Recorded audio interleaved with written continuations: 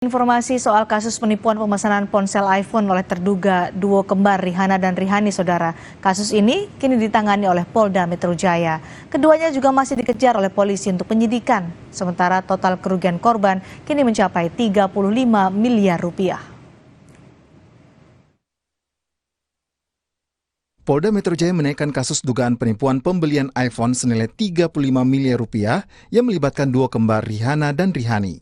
5 korban telah melaporkan penipuan ini ke Polres Jakarta Selatan, termasuk sejumlah Polres lainnya. Kasus ini kini diambil alih oleh Polda Metro Jaya. Dengan penipuan iPhone tersangka kembar ini, Rihani, kami sudah menarik semua LP yang ada di jajaran di Polda Metro Jaya. Dari Polres ya, Polres Jakarta Selatan, Tangerang Selatan, kemudian di berbagai subdit kita anefkan, kemudian kita jadikan satu, kita buat tim khusus juga. Kita sudah buat tim khusus dan saat ini sedang melakukan pengejaran terhadap kedua orang pelaku penipuan ini. Salah satu korban mengaku rugi hingga 5 miliar rupiah lebih.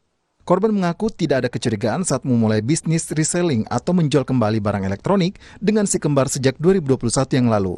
Kondisi berubah pada Maret 2022 kala barang yang hendak dijual kembali tidak kunjung datang. Dijanjikan pengembalian uang pada akhir Mei 2022, tetapi sampai kini uang 5,8 miliar rupiah tidak kunjung kembali. Harapan saya uang dikembalikan, karena ini uang nominal besar gitu ya. Uang harus dikembalikan sih. Kalau barang saya sih udah nggak percaya lagi lah ya, itu barang itu seperti apa ceritanya gitu kan. Yang penting uang kita dikembalikan nih, hak kita semua, karena ini menyangkut orang banyak gitu ya. Ini dia udah bikin orang susah nih, banyak banget gitu. Polisi menyebut pelaku Rihanna dan Rihani yang melakukan modus penipuan dengan menawarkan iPhone berharga murah. Setiap korban yang menjadi reseller atau penjual bisa mendapat potongan harga Rp500.000 per unit. Korban diharuskan membayar penuh barang yang dipesan. Barang yang dipesan dijanjikan tiba dalam waktu 2 minggu. Polisi juga menyebut penipuan pre-order ini telah merugikan para korban yang totalnya mencapai 35 miliar rupiah.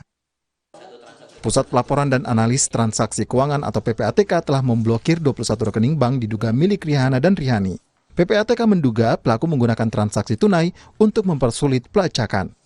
PPATK sudah memblokir rekening dari RA dan RI yang melakukan terindikasi penipuan pre-order iPhone ya. Modus transaksi tunai ini diindikasikan juga karena untuk memutus mata rantai transaksi yang agak sulit ya untuk dilakukan pelacakan. Tapi ya kita dengan mudah bisa lakukan pentrasiran dari aliran dana yang ada.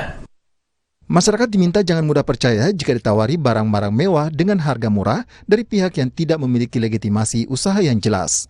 Tim Liputan, Kompas TV. Lalu bagaimana perkembangan penyidikan kasus dugaan penipuan si kembar Rihani untuk pemesanan iPhone? Kita temui jurnalis Kompas TV Putri Oktaviani di Polda Metro Jaya. Okta, kenapa kasus ini kemudian diambil alih oleh Polda Metro Jaya? Apakah korbannya memang tidak hanya dari wilayah Jakarta Selatan saja? Ya, selamat malam Cindy dan juga saudara. Benar sekali bahwa kasus ini akhirnya ditarik ke Polda Metro Jaya dan Rihanna dan Rihani ini juga ditetapkan sebagai tersangka penipuan. Jadi memang tak hanya dipanggil, nantinya juga terhadap keduanya juga sudah disiapkan upaya paksa untuk dilakukan penangkapan. Dan sejauh ini, Cindy dan juga saudara, diketahui memang ketika kasusnya masih di tingkat atau ditangani oleh tingkat Polres, ini sudah dilakukan pemanggilan sebanyak 2 kali, tetapi keduanya ini mangkir dalam pemanggilan dua-duanya ini. Dan kemudian sejauh ini juga sudah ada 13 laporan, jadi tidak hanya di Polres Jakarta Selatan, tetapi juga di Polsek Kebayoran Baru, kemudian juga di Polres Tangerang Selatan untuk kasus yang berbeda. Jadi tidak hanya soal penipuan penjualan iPhone ini saja, tetapi diketahui keduanya ini juga terlibat dalam dugaan penggelapan mobil rental.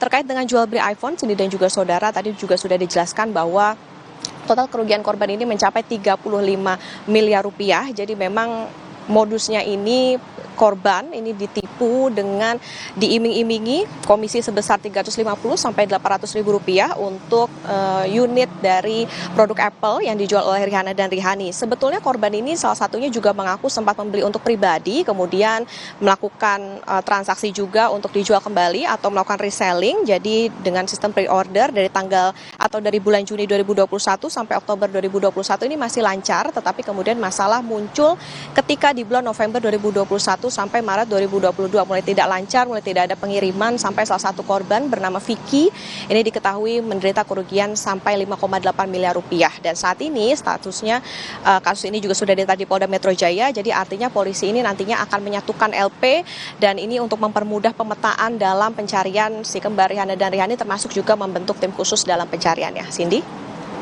Baik, status dari si kembar ada disebutkan tersangka, tapi apakah sudah ada pemeriksaan atau mereka sudah diketahui keberadaannya oleh polisi?